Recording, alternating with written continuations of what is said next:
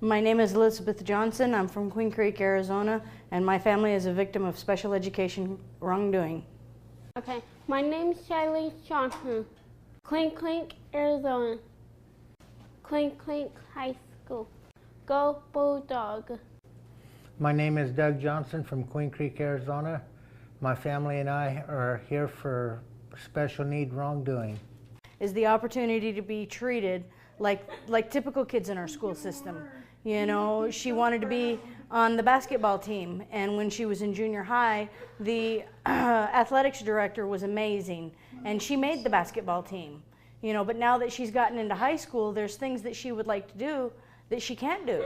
You know, and unless there's a special program outside of the school district for SPED kids, that's the only time she can do anything. She wanted to join the cheerleading team, and she can't do that because she's not good enough.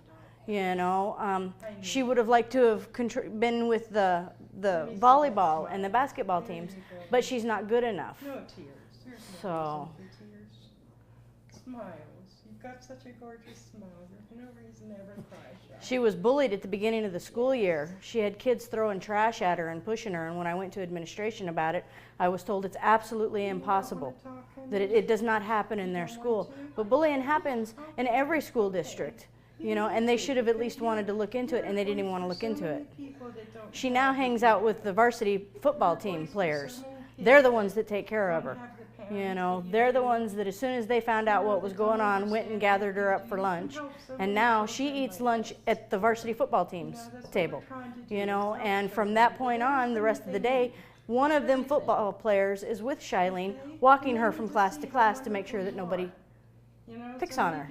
And she's a very loving child. You know, she wants that acceptance. And so many of them are not. I'm so proud of you. My boys, Carson and his team, keeping me safe. I want bully because they're bullying me because I hate them because I like Carson better because Carson is my team and I love Carson and Joan. And Chris, he helped me because I'm the best. The life. I know my parents helped me. I trained in all the stuff for them. I trained to go to school, get all graded up, get all my homework done. I don't want to handwrite, so it's kind of hard. So I want to be with my classroom for Mr. Carson, and then it's all his fun. Yes, all his fun saved me because all my team like me because I know them, and I want to cry because I don't want to be sad. What's the name of your school? Queen Creek High School. Queen Creek High School. And what's your mascot? Bulldog. Bulldogs. So do you say go Bulldogs? Yeah. Do you do any of the cheers? Do you, your chants? I do a cheer. Yeah. Can you say go Bulldogs really loud for us? Go Bulldog. Well, we want to get a picture of the football team so we can show them as part of your video here. Okay. Do you think they think that's pretty neat to be in a movie? Yeah. Well, when you go back to school, you can say, guess what? I was in a movie and you're going to be in it too. Just you and the football team. Okay. All right? So, should the schools do a better job of taking care of you and children like you? Yes. Can you talk about that a little bit? I know some boy pushing me. I know the girl throwing trash. I try to be in my classroom, try to be late. I won't be tardy because I won't be tardy because I told Joanne and my brother I'm scared because they're kind of bullying me, and I kind of got cry and mad. And I told Joanne, tell the doing and I can't do this by myself because I need somebody to stand up for me. And next time I will stand up for me, I will fight them back. And will you stand up for other children? Yes. And who was the first person you made friends with on the football team? Carson and Tucker. Carson and Tucker, okay. I knew you'd mentioned Carson, but I couldn't tell if that was a teacher. No, It's a student? it's a student. He's the quarterback. Well, it's nothing like having the quarterback as your good friend. And he picked you. How special does that make you feel? And I can be best good guard and to not hurt them. Yes, I love them. I love my boys so much. Have they started their season? How are they doing? Pretty good. Pretty good. Undefeated. In their feet. Well, I think let's hope Carson gets a scholarship to whatever university he wants to go to. Okay. Don't you think when he graduates he should get to go to any college? They should want him just because he's a special young man. I don't even know if he's any good at football. That part doesn't matter. He's good at football. I know Tucker. I know Tucker broke his arm. Some guy hurt him They were playing football though. playing football with Tucker. Well, you know, that was an accident, I'm sure, and those things happen. So we just hope he recovers soon. Is he not able to play right now? No, because his arm got bruised. So kind of bruised. Yeah. Well, I'm sure you told him that you hope he gets well soon, right? And now I sit all my team with his table. I sit between Carson, Colton, and Tucker, Jaden, and Mariah, and then his friend, and then her friend. Well, I could just sit here crying thinking about what a sweet group of boys that is. I think you're a lucky, lucky lady. Thanks to you. All right, well, let's go back to Mom and Dad now. Dad, you want to talk a little bit? Sure. What I'd like to see happen in the state of Arizona is start at the very top with the administration being held accountable for what they're supposed to do.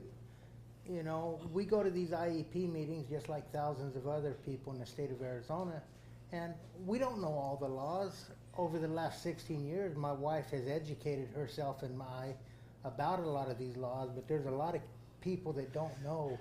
And when you go to one of these IEP meetings, these teachers are told by administration not to open avenues for these kids, you know, to sit there and play dumb. And the less these parents ask for, the less these teachers have to give. Now, if these teachers don't want to give 110%, get somebody in there that will, and make them held accountable for what they're doing. It's a shame, you know. Arizona is towards the bottom in education as it is with regular students, and in our district, it is very, very bad with the special needs kids. These people need to be held accountable. These are people too. You know, who says they're not the special ones of the whole world? Maybe we're the outcasts, you know? So I think they ought to be held accountable. And I think it ought to start with whoever the superintendent of schools is, you know, and quit worrying about the money. They all get tons of money from these kids, from the government, for these kids to be educated, and they're not educating them. They're taking the money and they're putting it in other funds. They're using it for other things. I mean, I'm just a simple person, but I could think of hundreds of things and hundreds of ways to get these kids involved with the regular education students. You know, I mean, they still want to keep them hid, and that needs to stop. I agree. Okay. I would like to see Shai involved. You know, last year was the first year when she was in high school, they had her solely in a self-contained class. This year I had to fight to get her into the ag class. you know, and now that she's in there, they don't want her to do anything. All they do is they give her a book and they tell her to copy the words out of it. She's not learning anything out of that. I wanted her to be in ag to join FFA, you know, because we live on property and she can raise an animal. And I think that, you know, it's good fundamentals. It's something good to teach her, you know, other things in life. You know, I want to broaden her horizon, I guess is what I would like to say, you know. Let me keep going.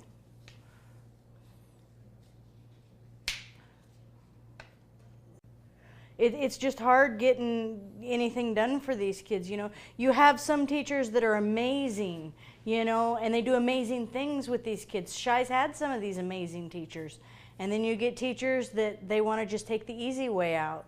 You know, it's very, very easy when you get into the SPED to hide a lot of stuff, you know, even though you're supposed to have documents, you know, and documentation like the IEPs that they have, you know, they're basically a joke because just like, example, some truckers, they mess with their logbooks.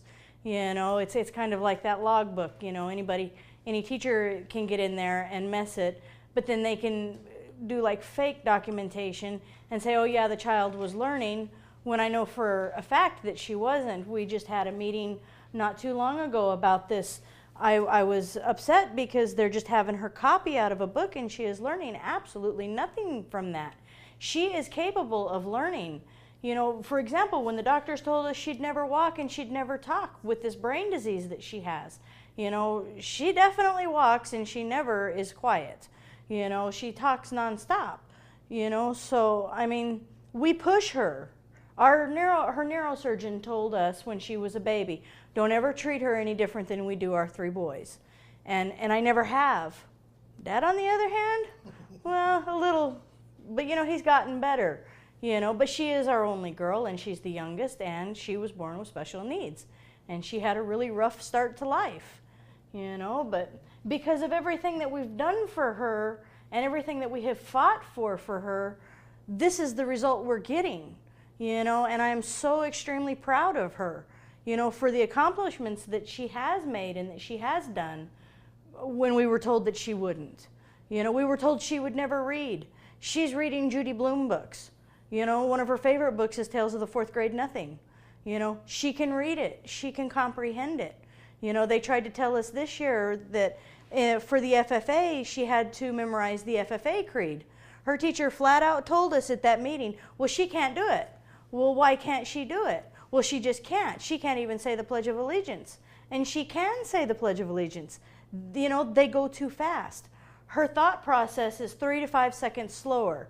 So usually if you ask her something, it takes her 3 to 5 seconds to comprehend what you've said, what you've asked, and to give a reasonable response back. You know, and you have to give her that chance. And if you don't give her that chance, then of course she's not going to be able to do it. You know, if she can memorize songs on the radio and tell you who the artist is, I think she could memorize this FFA creed. You know, the government, they have a responsibility, you know, to take care of these special education needs. And it's not happening. It's not being done. I don't know if it's just getting as far, like in our case, it's going from the teacher to the assistant principal. You know, and after that, I can't get any further because nobody wants to have any meetings. You know, my next step would be to go to the superintendent and then the school board. But the government, you know, the state of Arizona tells the teachers and administration what they're supposed to be doing and what the guidelines are. But it's up to the school districts to actually follow them. And then once it gets there, they change it and they do whatever they want. And it's just not right. It's not right. I really appreciate having this opportunity to come and share our story and express our feelings and try to get our country on the right track for our special needs kids and adults. I pledge to flag United States of America and stand in the all.